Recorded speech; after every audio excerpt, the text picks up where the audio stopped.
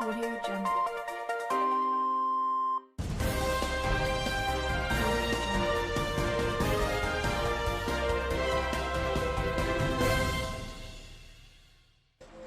This is part of Malaysia's response to COVID-19. Across the city, people are being taken from their homes, fingerprinted, tested for the disease, and checked for valid documents. Those without them are swiftly taken away. Melati kuntum tumbuh melata, sayang merbah di pohon cemara. Assalamualaikum mulanya kata, saya sembah pembuka bicara. Selamat sejahtera dan salam satu Malaysia saya ucapkan kepada seluruh penonton budiman yang sedang mengikuti rancangan Selamat Pagi Satu Malaysia pada pagi ini. Alhamdulillah, sejak PKP dan PKPB dilaksanakan, kadar jangkitan Covid-19 di negara kita menunjukkan trend yang semakin menurun. Statistik Kementerian Kesihatan memperlihatkan kadar jangkitan dalam kalangan rakyat tempatan semakin rendah dan terkawal. Selain itu, kebanyakan kes yang dicatatkan sejak kebelakangan ini adalah kes import dan kes-kes yang melibatkan pendatang asing tanpa izin di dipot-dipot tahanan imigresen.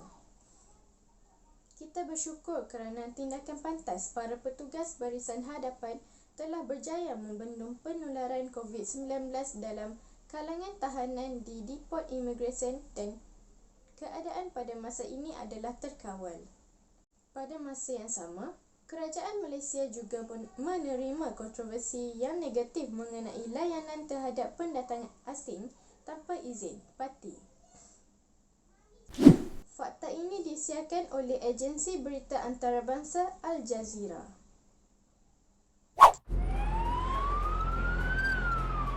As Malaysia battles to contain the COVID-19 virus, authorities have been carrying out military-style operations across the capital, Kuala Lumpur. In the name of public health and safety, they've rounded up illegal foreign workers. When you look at these raids, you can't help but think, is this the practical reality of dealing with a pandemic, or is it racism? We are treating them like an animal. This is not the way to treat a migrant worker. This is not the way to treat a human. Baiklah, bagi menjelaskan dengan lebih lanjut mengenai perkara ini, bersama-sama kita di studio pada pagi ini ialah berbahagia Prof. Dr. Wan, Profesor Akademik Universiti Malaysia Pahang. Selamat pagi, Prof. Ya, selamat pagi. Okey, baiklah, Prof. Pada pandangan Prof, betul ke fakta atau maklumat yang disebar oleh pihak Al-Jazeera? Sudah semestinya tidak. Hal ini terjadi mungkin kerana ketidakpuashatian warga asing yang terpaksa berhadapan dengan PKPD. Seperti yang sudah sedia maklum, PKPD yang dilaksanakan di Selangor menetapkan bahawa setiap individu tidak dibenarkan keluar daripada kawasan tersebut. Walau bagaimanapun, pihak kerajaan telah menyediakan bekalan makanan dan bekalan perubatan yang mencukupi. Okey, soalan seterusnya. Prof, mungkin penonton hendak tahu apakah tujuan agensi berita antarabangsa Al-Jazeera untuk menyiarkan fakta yang palsu ataupun tidak tepat? Hal ini juga menjadi pertanyaan setiap orang.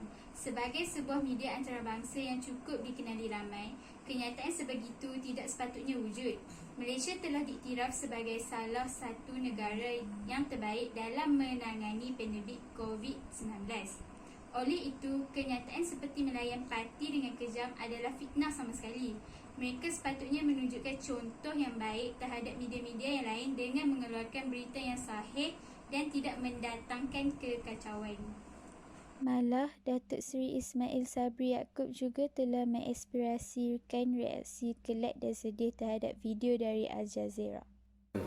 Lihat video tersebut, saya lihat tuduhan-tuduhan terhadap Malaysia ini amat tidak wajar, seolah-olah berniat tidak baik kepada negara kita, mengelirukan tanpa fakta yang jelas, dan menuduh kita secara membota-tuli. Pada pandangan Prof, apakah impak pendakwaan tersebut terhadap rakyat Malaysia? Pendakwaan tersebut sudah tentu mengundang kemarahan rakyat Malaysia. Namun kita perlu mengambil sesi positif dari kejadian ini. Dapat dilihat perpaduan rakyat Malaysia diuji dengan kejadian ini. Untungnya kita sebagai negara yang berbilang kaum dan bersatu padu, rakyat kita telah menentang hal ini dan meminta untuk kebenaran yang sebenar ditegakkan. Hal ini turut diperkatakan oleh Perdana Menteri kita Tan Sri Muhyiddin Yassin yang berbangga dengan kesepakatan dan perpaduan rakyat negara ini dalam menentang fitnah antarabangsa tersebut. Okey. Apakah tindakan yang diambil oleh kerajaan kita bagi mengatasi dakwaan ini? Bagi pendapat saya, tindakan keras perlu diambil terhadap individu yang terlibat dalam pendokumentasian video tersebut. Syukur bahawa pihak berkuasa sedang memburu warga asing yang telah ditemubuai dalam video tersebut. Dan saya yakin hukuman atau tindakan undang-undang yang keras akan diambil oleh badan kehakiman negara seperti menghantar semula individu tersebut ke negara asalnya. Dakwaan ini bukan sahaja dari agensi TV Al-Jazeera, malah beberapa warga asing yang menetap di negara kita juga menyokong fakta palsu pihak Al-Jazeera. Baiklah Prof, apakah tindakan yang perlu diambil atas warga asing yang menyokong berita palsu ini? Seperti yang sudah saya katakan sebentar tadi, tindakan seperti menghantar semula mereka pulang ke negara asal adalah tindakan yang tepat. Tindakan menyekat visa mereka ke Malaysia juga adalah wajar. Hal ini kerana dengan keberadaan mereka di negara kita tidak akan menguntungkan mana-mana pihak. Malahan, mereka dengan sewenang-wenangnya melakukan perkara yang tidak bermoral di negara kita. Baik, terima kasih Prof. Akhir sekali saya nak tanya, apakah harapan ataupun permintaan Prof kepada orang ramai khususnya warga asing? Harapan saya semoga mereka yang terlibat dalam fitnah tersebut dapat ditemukan dengan segera dan hukuman yang setimpal akan diberikan kerana ia melibatkan maruah Malaysia di mata dunia. Ianya boleh mengundang pandangan negatif negara lain terhadap Malaysia. Selain itu, saya amat berharap rakyat Malaysia tetap bersatu padu dalam menangani hal ini dan teruskan kesepaduan kita dalam peperangan menentang pandemik Covid-19. Saya ingin menyatakan di sini betapa bangganya saya dengan sikap rakyat Malaysia selama pandemik Covid-19 ini terjadi. Baik Prof, saya berharap maklumat yang Prof kongsi ini amat berfaedah.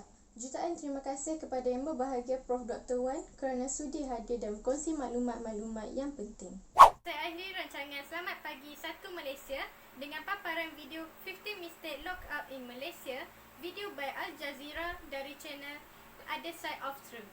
Sekian, wabillahi taufiq wal hidayah. Assalamualaikum warahmatullahi wabarakatuh. The top 15 to cover today. Number 15, taking videos and footages of police and military. The entire world, you really can't be taking footage of police and military. So many countries, that's illegal. Even in the United States, if you took video footage of the security around the White House, that could get you thrown in jail. Well, Al-Jazeera thinks that because they're reporters, they're above everybody else. Number 14, complaining that they weren't allowed into high-risk areas of COVID-19. We're not allowed inside these fenced-off areas. Now, I don't know if they don't realize how COVID-19 works. It spreads pretty easily. Allow that. Number 12, complaining that the government never responded. Several requests to interview the Senior Minister, Home Minister and his deputies were declined. All right, Mr. Drew Ambrose.